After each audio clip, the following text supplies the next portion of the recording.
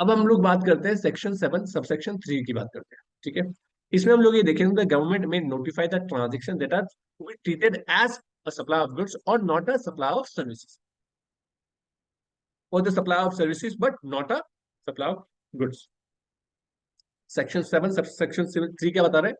कुछ एक्टिविटीज ऐसी है जिनको हम ये बोलेंगे वो सप्लाई ऑफ गुड्स तो है लेकिन सर्विस नहीं है, कुछ ऐसी हैं जो सप्लाई ऑफ सर्विसेज है लेकिन गुड्स नहीं है। वो क्या है? Taxable liability of composite and mix supply. देखो सेक्शन 8, सेक्शन 8 क्या बोलता है?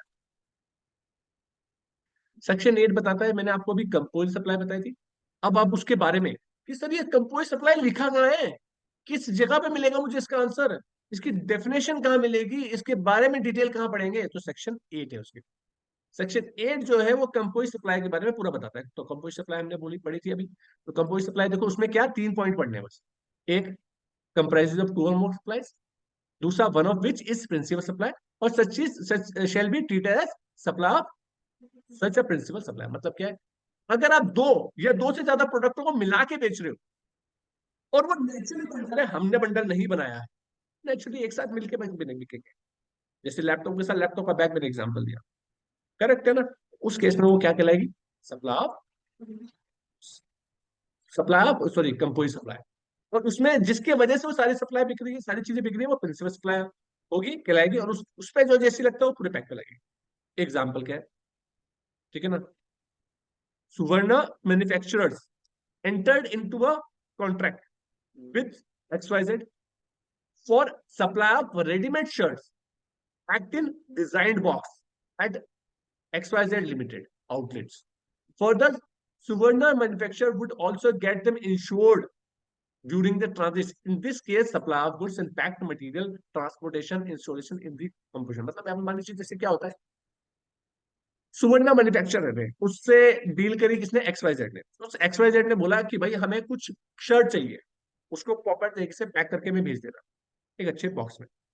अब सुवर्ण क्या भेज रहा है, जब वो गुड्स भेजेगा तो भाई होता है क्या है कि जब रास्ते में बड़ा लॉट जाता है तो ये चांसेस होते हैं यार कभी कोई एक्सीडेंट हो गया या कोई ऐसी नॉर्मल एबनॉर्मल एक्टिविटी हो गई जिससे मेरा गुड्स डैमेज हो गया, तो अभी तक गुड्स उसके बाद पहुंचा ही नहीं है, तो नुकसान किसका हो जाएगा? मेरा हो जाएगा। तो हम उसका ना इंश्योरेंस करवाते हैं, जिससे goods in transaction transit insurance कहते हैं, कि रास्ते में कुछ हो गया तो इंश्योरेंस उसका हो जाता है। तो वो इंश्योरेंस करवाया, उसके पैसे भी तो दिए, राइट?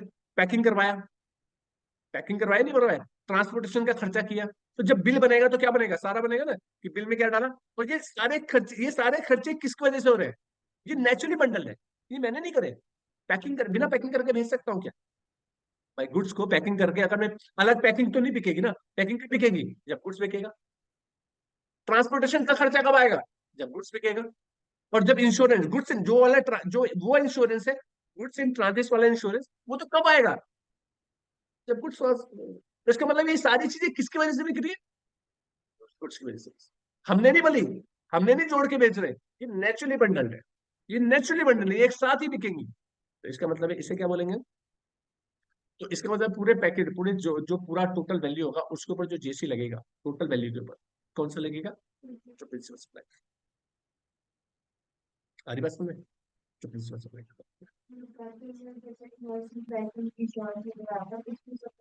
टोटल जुड़ेगा और लास्ट में जो जीएसटी लगेगा वो रेट लगेगा जो प्रिंसिपल सप्लाई के ऊपर रेट लगता है, जो आइटम पे लगता है। ठीक है, नेक्स्ट। मिक्स सप्लाई क्या हो? मिक्स सप्लाई इसका मैंने ये भी पढ़ाया था आप लोगों को। मिक्स सप्लाई क्या पढ़ाया था? जब दो या दो से ज्यादा चीजों को मिला के बेचा जा रहा है, इसमें भी क्या है? Composition of two or more supplies shall be detail supply of the particular supply which attract a higher rate of tax. मतलब क्या है? जब दो या दो से ज्यादा प्रोडक्टों को मिला के बेचा जा रहा है, लेकिन वो नेचुरली बंडल नहीं है, उन्हें हमने बंडल बनाया, और उससे बंडल इसलिए बनाया कि वो जल्दी बिके। मोटिव कुछ भी हो सकता है, लग्जरियस कुछ बनाना चाहते हो। भाई आपने क्या करा, आपने आपने वो देखा ना कैडबरी का पैक, कैडबरी का पैक देखा, उसके अंदर चॉकलेट भी होती है, टॉफी भी होती है, अलग अलग चीजें होती है, लेकिन रेट तो एक ही होता है भाई, रेट तो एक ही होता है। तो जीएसटी किस पे लगेगा? सब पे अलग अलग लगेगा क्या? नहीं, एक ही रेट लगेगा जीएसटी का। कौन सा रेट लगेगा?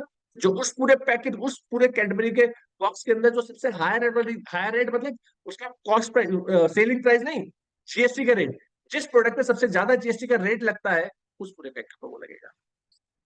जो हमने, वो इंडिविजुअल अपने आप में इंडिपेंडेंट है बिकने के लिए, लेकिन फिर भी हमने उससे जोड़ के बेच रहे हैं। दिवाली में बनते हैं ना पैक, बनते हैं गिफ्ट पैक वगैरह बन जाते हैं, तो उसमें पूरा एक पैकेट बना दिया, उसके अंदर अलग अलग चीजें रख दी, और फिर उसके बाद उसे बेच रहे हैं एक रेट पे, तो वो क्या कहलाएगी? एग्जाम्पल क्या है? आप shopkeeper selling storage water bottle along with the refrigerator, refrigerator के साथ क्या बेच रहा है? Bottle and the refrigerator can easily B price and stored separately, वो अलग अलग बेच सकते हैं, लेकिन हमने उसे एक साथ बेच दिए। So such supply as mix supply. A supply of the package consisting of a canned food, sweet, chocolate cake, dry fruits, ठीक है ना, aerated drinks, fruit juices, when supplied from the single price in a mix, एक single price में बिकना चाहिए, ये नहीं अलग अलग रेट दिखा रहे bill pay. Bill pay rate होना चाहिए एक, तब उसी टाइम में each of these item can be supplied separately, बिक सकती है और नॉट डिपेंडेंट है एक दूसरे के साथ, इसलिए इसको क्या बोलेंगे? Mix supply. The house is given on rent through a single rent deed, one floor of which is to be used as a residential and other is for the housing, residential purpose के लिए और एक other housing के लिए, तो वो भी क्या होगा हमारा? अब इसमें मुझे छोटा सा एक बताओ एक चीज। अब आप लोगों से पूछता हूँ, मुझे बताओ लैपटॉप के साथ, तो लैपटॉप का बैग बिका तो क्या कहलाएंगे? अगर मान लीजिए लैपटॉप के साथ कैरी बैग बिका, कोई अलग से बैग बिका, वो मिक्स सप्लाई, राइट? ठीक है ना? होटल में तुम गए, होटल में तुम जाकर जब रूम लेते हो तो वहां पर रुकते हो, उसके साथ वहां पे खाना भी खाते हो, भाई वहां पे खाना वगैरह भी तो होता है, वहां पे क्या, वो क्या सप्लाई होगा? भाई होटल में खाना खाते हो, वो भी रहते भी तो हो ना, तो वो क्या होगी? एक ही बिल तो बना के देता हो, तो वो क्या है? मिक्स मिक्स सप्लाई क्यों है और कंपोजिट क्यों है? ऑप्शनल ये कि हम खा भी सकते हो, तो उसका डेफिनेशन को फॉलो करते हुए बात सोचो, क्या होना चाहिए कंपोजिट सप्लाई में और इसमें फर्क क्या है? कंपोजिट सप्लाई में नेचुरली बंडल होता है, इसमें नेचुरली बंडल दोनों में दो या दो से ज्यादा प्रोडक्ट को मिला के बेचा जाता है। हमें क्या देखना है? जो अनकॉमन चीज है, ठीक है ना? उसमें क्या होता है? नेचुरली बंडल होता है, इसमें नेचुरली बंडल नहीं होता है, इसमें जो हायर रेट में लगता है वो इसमें लगता है, बस एक इतना ही डिफरेंस है। तो अब मुझे बताओ, होटल का जो तुम रुक रहे हो वहां पर, तो तुम वहां पे खाना भी खाते हो, तो क्या वो नेचुरली बंडल है या नहीं है?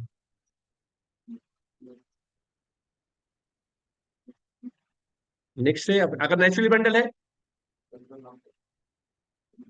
कंपोजिट है, और अगर नेचुरल बंडल नहीं है मिक्स है, तो आपको क्या लगता है क्या होता है? वो नेचुरल बंडल होता है कि कंपोजिट? कंपोजिट में आना चाहिए मिक्स, क्यों? बिक सकता है। तुम लोग होटल में कभी खाना खाने जाते हो या रेस्टोरेंट में जाते हो? कभी होटल में गए तुम खाना खाने के लिए?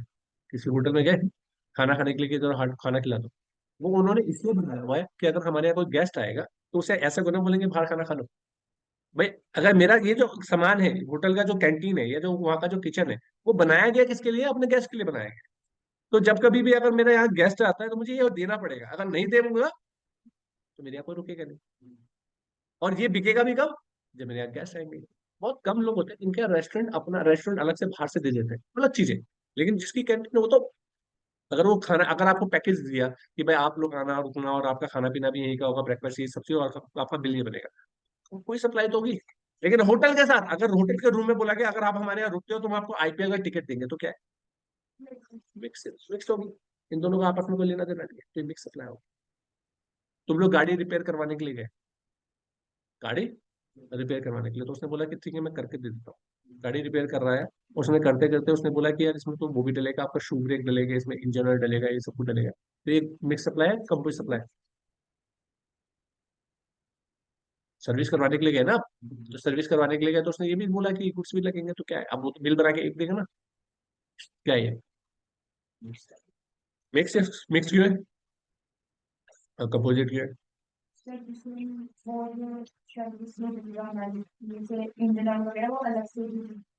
हम अलग से भी डलवा सकते हैं। कभी ऐसा हुआ है कि आप कभी अभी कब जब आप गाड़ी की लेके गए इंजन ऑयल आपने अपने आप खरीदा हो, खरीद के लेकर आए और फिर लाके दिया हो? बहुत रेयर केसेस होता है। वही करता है जिसकी जान पहचान होती है किसी दुकान में जहाँ से सामान बिकता है।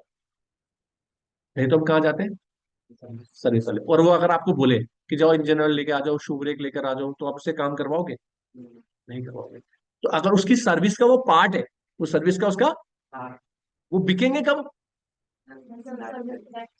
जब वो सर्विस देगा। अगर सर्विस में वो मना कर दे तो आप काम ही नहीं कर पाओगे। तो इसका मतलब वो जो प्रोडक्ट बिक रहे हैं वो किसकी वजह से बिक रहे हैं? उस सर्विस की वजह से बिक रहे हैं। आपने बोला सर्विस कर दो, इसमें जो जो चीजें लग रही है चेंज करना है कर दो भाई, बता देना क्या क्या खर्चा है।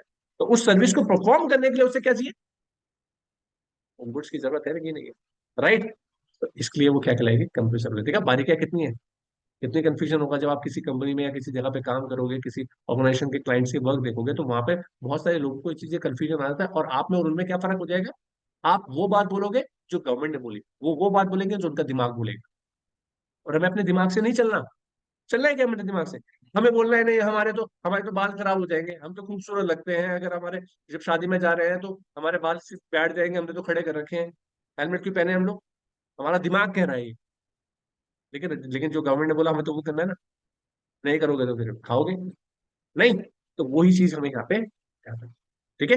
तो लास्ट लाइन इस पर लिखिए, वो पढ़ लेते हैं कि no strait jacket formula can be laid down to the determination whether a supply is naturally bundled in the ordinary course of business. Each case has to be individually examined in the backdrop with several factors. मतलब ऐसा नहीं है कोई कोई formula दे दिया कि इससे पता चलेगा ये नेचुरली बंडल है, ये इससे पता चलेगा ये नेचुरल बंडल नहीं है। तो जब वो केसेस आते हैं उस केसेस के हिसाब से उसे अंडरस्टैंड करके रीड किया जाता है। आप भी जो केस, अगर आप भी अपनी इंडस्ट्री में ये बना रहे हो, जैसे उन्होंने तो बना ली रूल बना दिया, तो आपको क्या लग रहा है ये नेचुरली बंडल है कि नहीं है? क्योंकि अगर आपसे क्वेश्चन पूछा जाए तो आप जस्टिफाई करने के लिए होने चाहिए। इसलिए ये पढ़ रहे हैं हम लोग कि जब हम क्लाइंट का काम करेंगे तो हम बोल रहे हैं कि नहीं नहीं सर ये तो नेचुरली बंडल है, हमारे अनुसार तो नेचुरल बंडल है, तो कैसे है बताओ भाई? तो आपको जस्टिफाई करने के लिए कुछ रीजन होने चाहिए कि सर देखिए ये वजह है, इस वजह से नेचुरली बंडल है हमारे।